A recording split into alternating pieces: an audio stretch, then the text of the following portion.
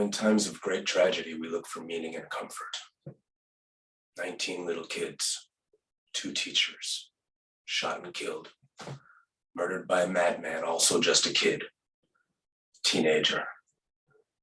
And everyone at Robb Elementary School is trembling now. The town of Uvalde trembling with fear and rage.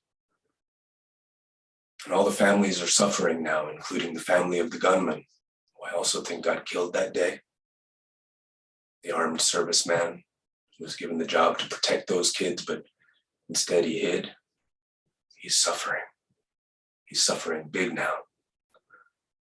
And we look for someone to blame, someone to take responsibility, someone to make it right. Blame the gunman, the cops who stood around doing nothing, the politicians, the laws, and I'm filled with rage, confusion. Why does this happen? I search for causation. Mental health, no gun registration, no locks on doors. I don't know the answer. I'm filled with helplessness. And at the same time, I'm filled with compassion. Compassion for the ones who are suffering the greatest. Compassion for the ones I blame even. Compassion that stretches back eons and envelops the present moment in every direction. Because the suffering, it's not restricted to Uvalde, that's just today. And compassion isn't always so easy, and I fail quickly when taking a task, and God forbid that's me or my family involved in a shooting. I don't suppose for a moment that I'd resort to compassion to express what I feel in that moment, even as in this moment I recall that some of the greatest teachers of compassion, teachers from Jesus to Martin Luther King, encouraged compassion as the way to healing. But I think, why me? Why is it my role to play the compassionate? Why does God allow this to happen in the first place?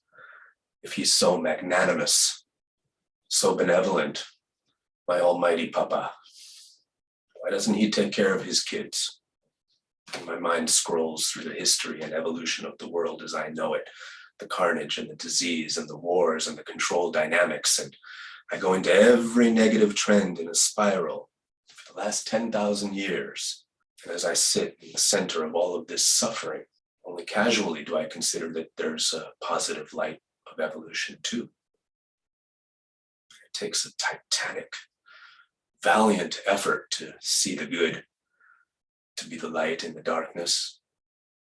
And we're just tired of not understanding, tired of trying to find meaning and coming up empty, tired of broken promises and tired of feeling helpless. And we turn to our spiritual practices, our self-practices of light healing, ancestral healing, shamanic and pranic healing, tantric and mantric and yoga magic. And we vow to be the ones to break the cycles of trauma and despair if we can just figure out the metaphysics of it all.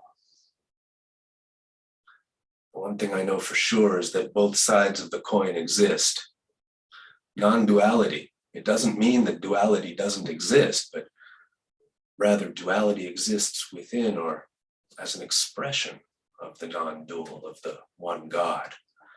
The truth is that fear and violence exists, and I can choose those paths as easily as I can choose love and compassion, particularly as I'm so far removed from this particular day's tragedy. If it had been my kid in that school, I'm pretty sure I wouldn't be philosophizing right now, but rather raining down in all too imaginable ways my own particular colors of rage and suffering upon the heads of any of whom I might choose to make responsible. I don't like imagining that. I'm tired of these choices. What is this bloody choice that I always have to make between good and bad, right and wrong? Feel one way or feel another way? That's all I've got, really. This ability to choose, this freedom of mind and expression. Actually, I can go anywhere at all with this mind of mine. I can channel the Arcturians or play with the Pleiadians, conjure black magics or sit in the light. I can heal or I can harm, or I can simply be in the middle and watch. Just one conscious man plopped down in the middle of a big universe. And so for me, it really comes down to creation. What do I want to create in this moment? Because there is no God of personified form to make the creation for me, sitting up on a cloud someplace making the decisions. I've been created already. And now I have this mind and these connections to the Akasha, the universe, this ability to commune with that design and live a life as a human being. And with these choices of mine, I'm enabled to go out and create like everybody else, like all the folks in Uvalde right now, except the ones who were robbed of their lives and choices by somebody else's choice. Ukraine or Uvalde, Ethiopia or Sandy Hook, Norway, Manhattan. It's not God to do that. It's people, because we're all free to be and do as we will, making choices. So what to do, hope or despair? Here we live in the world of every way is available. One will go out and become an activist, another a healer, another a coach, another a counselor. One will get mad and one will go mad and one will just give up altogether. And none of that is God.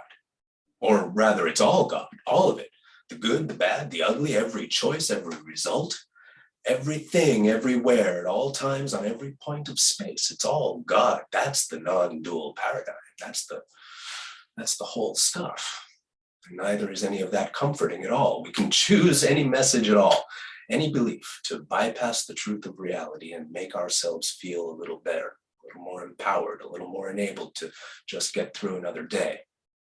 The yogin called this spiritual bypassing a kind of vikalpa, great stories that we create and identify with to establish our reality. And there are so many ways to bypass reality. So many choices of storyline to invest our emotion in, to invest our lives in, and we have to choose one way or another. We have to hold on to some rail, or what becomes of my foundations, and how do I build anything? How do I build a life? And that's really the question. How do I build a life? How do I build a life in this world of death? How do I create joy in this world of suffering? Because it's all on me. It may be a universe, just one big idea, but the reality is that there are a gazillion tangential verses to choose from within that one. And unless I choose to stop choosing altogether and completely withdraw or commit suicide, give up this beautiful opportunity to realize the best that this life has to offer, the love, the beauty, the light, unless I give up my choice, withdraw to the middle, well, then I forever have a choice, hot or cold, coffee or tea, smoke or don't, love or hate. And the question will always be, what do I want to create? It's a good thing. It's a good thing to have this choice, to realize my freedom at the crux of these physical and metaphysical contemplations. It simplifies things. It shows me the limits of my abilities and my imagination. It shows me the reality of all things and a way forward. Because as long as forward is the direction that I choose to go, perhaps hand in hand, some of us might go forward together. Help the ones who suffer the hardest find a little strength to go forward with us. Little by little, together we might urge evolution on with a bit of kindness, a bit of gentle strength, to make the world into a better place for ourselves and the coming generations. That's what Michael Jackson says. Good song. But yeah, that's one of the good verses in this universe. That's what I'd create.